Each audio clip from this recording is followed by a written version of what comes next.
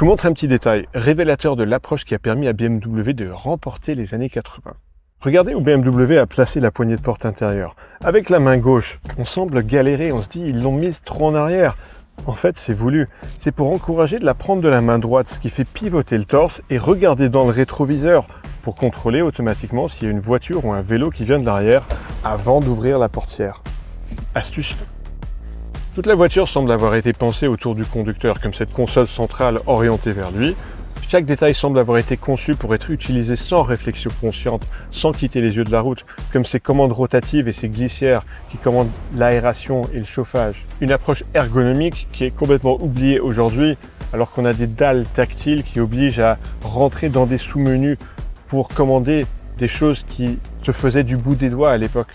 La BMW E30 est intéressante parce qu'elle raconte une époque où BMW était obsédé par une chose, le conducteur et son plaisir de conduite. Alors dans cette vidéo, je vais vous montrer pourquoi la E30 a remporté les années 80 et surtout comment précisément sa conduite diffère totalement de celle d'une voiture moderne. Et pour ça, on va prendre le volant de l'une des E30 les plus rares et les plus intrigantes, la Bauer. Vous allez voir, cette voiture a beaucoup de choses à raconter.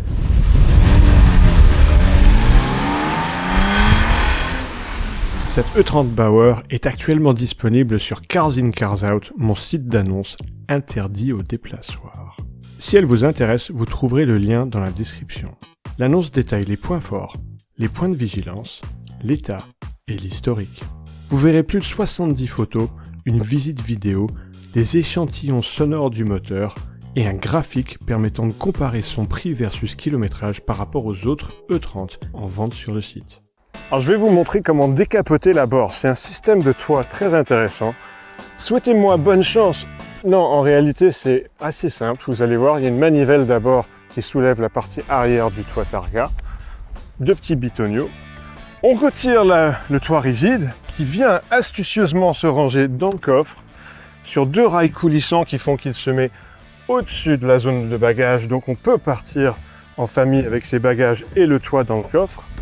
Ensuite, il y a deux petits clips, un de ce côté-là et un de l'autre côté. Et on va pouvoir passer en full cabriolet pour profiter de cette belle journée provençale. Voilà, il y a un couvre-tonneau pour parfaire la finition de la voiture. Alors, c'est un système qui est très astucieux parce que BMW était confronté dans les années 70 à un problème législatif. La loi voulait interdire pour des raisons de sécurité en cas de retournement des cabriolets. Et donc BMW a conçu ce système avec la structure tubulaire qui protège les occupants. Et donc législativement, la voiture était classée comme un coupé. Astucieux. Alors c'est le deuxième du nom puisque la première c'était la E21. Et ça a nécessité tout un micmac en termes de production, parce que les voitures étaient prélevées à Munich en cours d'assemblage, envoyées chez le carrossier Bauer, qui découpait tout le haut, posait leur structure tubulaire, renvoyait la voiture à Munich. Ce serait impensable aujourd'hui.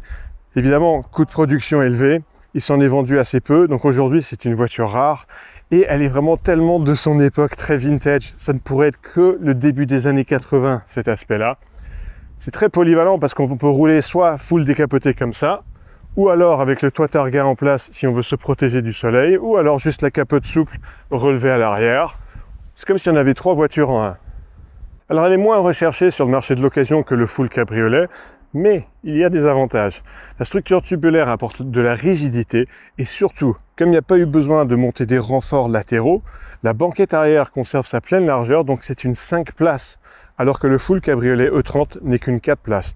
Pour des gens comme moi qui ont 3 enfants, c'est indispensable. Dans les années 80, le slogan publicitaire de BMW, c'était le plaisir de conduite.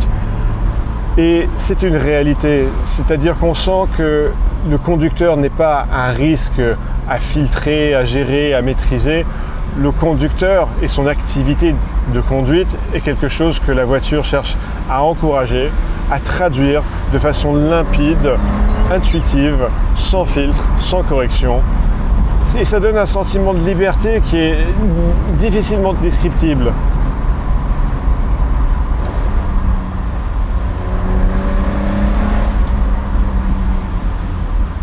Le mot qui pourrait résumer la E30, c'est honnêteté. Parce que c'est une voiture qui est très simple d'abord, il n'y a aucun mode de conduite, il n'y a pas de capteur qui change les réponses des commandes en fonction des circonstances. Donc ça veut dire que c'est une voiture qui est très constante. Pour chaque input, vous avez toujours la même réponse de la voiture et cette constance, elle inspire la confiance. Honnêteté parce que la E30 est très compacte et donc légère et ça veut dire que son agilité vient de sa conception même et n'a pas besoin d'être superposée par des artifices de mise au point, comme une voiture moderne. Alors évidemment, le 6 cylindres est noble, onctueux, c'est comme de la crème fouettée, et pour autant, il a du répondant. Là, on peut s'insérer dans la circulation. Ah, ça fait un beau son. Ce gris argent métallisé, appelé Polaris chez BMW, se marie très bien avec le chrome, comme si on mettait de la crème sur de la glace vanille. Les deux sont assez proches, mais se complètent. La ligne est élégante, harmonieuse, et il y a des détails importants, comme cette ligne de force qui parcourt le flanc, qui donne de l'épaisseur visuelle à la tôle. L'élégance, elle, est apportée par la finesse des piliers. Finesse de la caisse qui est accentuée par cette petite bande noire sur le bas du flanc, et qui permet d'alléger visuellement le profil de la voiture. Alors, contrairement aux voitures modernes, ici, on n'a rien d'agressif, rien de torturé, rien de dissonant. C'est élégant, avec une part masculine et une part féminine. Le long capot moteur suggère la noblesse de la motorisation 6 en ligne, disponible dès la 320i. Avec les anciennes, l'enjeu est souvent de trouver des pièces détachées qui soient disponibles et abordables. Alors, anciennement, on devait faire le tour des casses une par une. C'était laborieux. Maintenant, c'est terminé parce que Ovoco représente 5000 casses sur toute l'Europe, des références, plus de 15 millions de pièces détachées, donc vous trouvez forcément ce que vous voulez. J'ai déjà commandé plusieurs fois pour mes deux E30, bobine d'allumage, banquette arrière, commodo clignotant. Regardez par exemple, je rentre BMW série 3, E30, bobine d'allumage, et là apparaît un choix de pièces à une fraction du prix du neuf. On peut voir des photos, on peut voir de quelle voiture est tirée la pièce, et on peut remplir son caddie avec d'autres pièces tirées de la même voiture. Le site est en français, il y a un paiement sécurisé, envoi rapide et soigné, et une période de garantie de 14 jours pour vérifier que la pièce convient bien. Avec mon code promo 1G, le lien est dans la description, vous avez moins 15% sur la livraison, et c'est une bonne façon de supporter mon travail. Merci à Ovoco, et maintenant, retour à la conduite. Vu cette structure tubulaire, on s'attendrait à plus de bruit de vent. En réalité, il y a un peu moins de bruit de vent qu'un full cabriolet classique, parce qu'on est partiellement abrité. Ah, écoutez ça. C'est une voiture qui est très volontaire. Elle encourage à une conduite, alors non pas sportive, mais je dirais de la balade sportive. On sent que la voiture est relativement rigide, donc on peut s'adonner à une conduite relativement engagée. Alors le moteur est relativement creux en bas, et à 3000 ça commence à prendre, et à 4000 il s'envole vraiment. Et il en veut jusqu'à la zone rouge qui se situe vers 6400.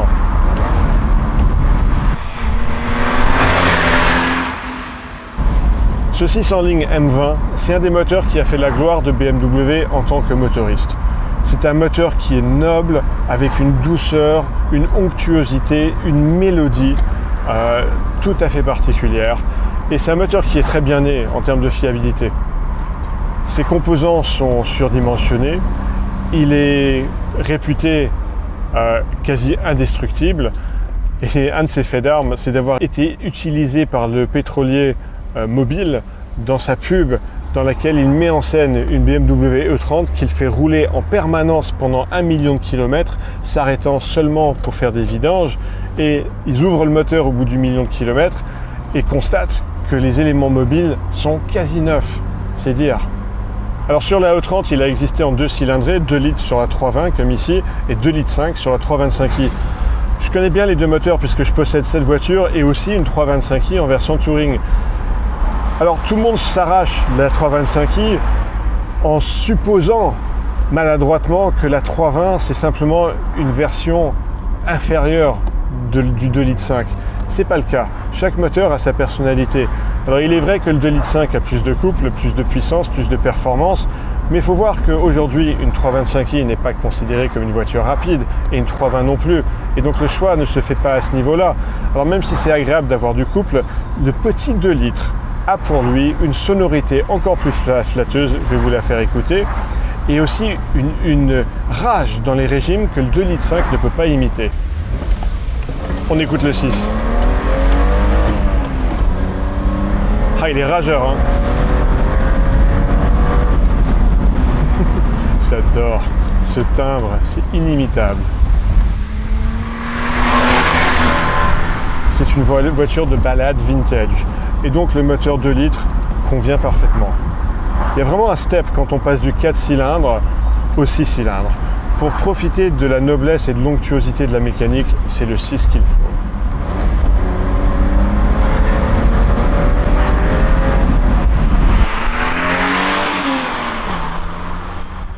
La E30, c'est une voiture très polyvalente. On peut l'utiliser en daily, on peut la réserver aux grandes occasions, on peut partir en week-end ou en vacances, y compris en famille. On peut rouler toute distance avec une bonne fiabilité.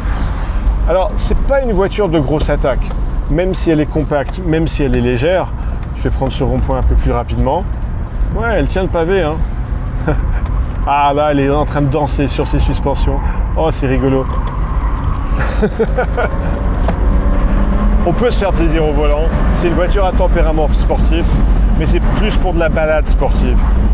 Pour faire une voiture de grosse attaque sur une E30, il faut investir pas mal en préparation, châssis, suspension, frein, liaison au sol, etc. Mais de base, c'est déjà très sympa à emmener en balade sportive. Alors, en termes de concurrence, c'est difficile de lui en trouver. C'est une voiture vintage, découvrable, avec une mécanique noble et onctueuse, avec une conduite engageante, avec une boîte manuelle, et qui, surtout, prend 5 personnes. J'ai du mal à lui trouver une concurrente, parce que la plupart des cabriolets sont limités à 4 personnes. Une concurrente, ce serait peut-être la Golf 1 GTI cabriolet, mais la mécanique n'a pas la noblesse du 6 cylindres.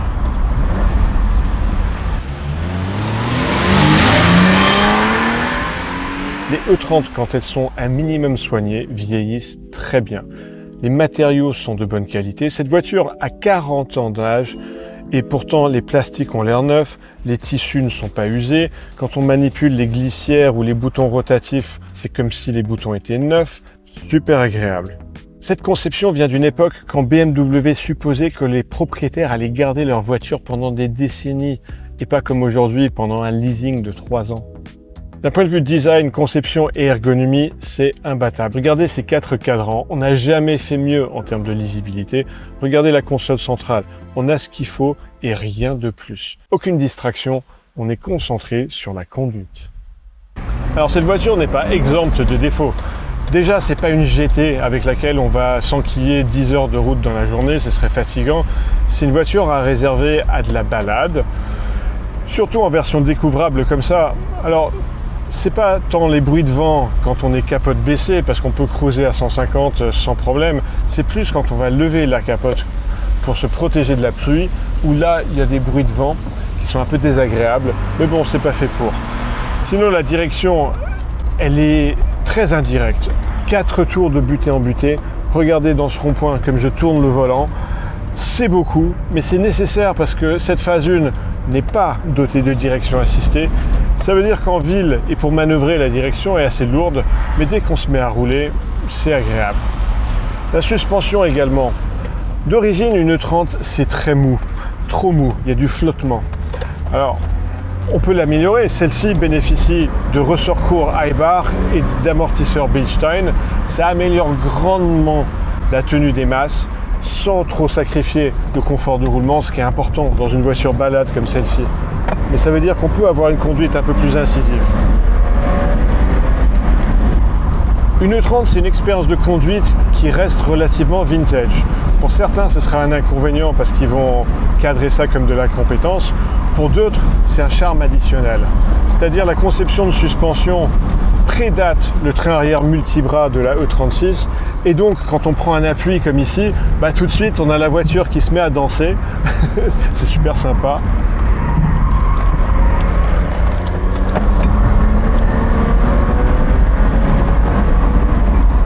Alors pour le novice, ça veut dire que c'est un charme vintage au niveau de la conduite. Pour quelqu'un de plus expérimenté, c'est un challenge à relever. Alors la voiture est assez prévenante parce que les limites d'adhérence sont faibles et elle communique bien l'arrivée aux limites. Maintenant ça c'est sur le sec, parce que sur le mouillé, il vaut mieux avoir une dose d'humilité. Alors pourquoi je vends ma E30 Bauer? Est-ce que vous saviez que ce sont les Anglais qui proportionnellement achètent le plus de cabriolets?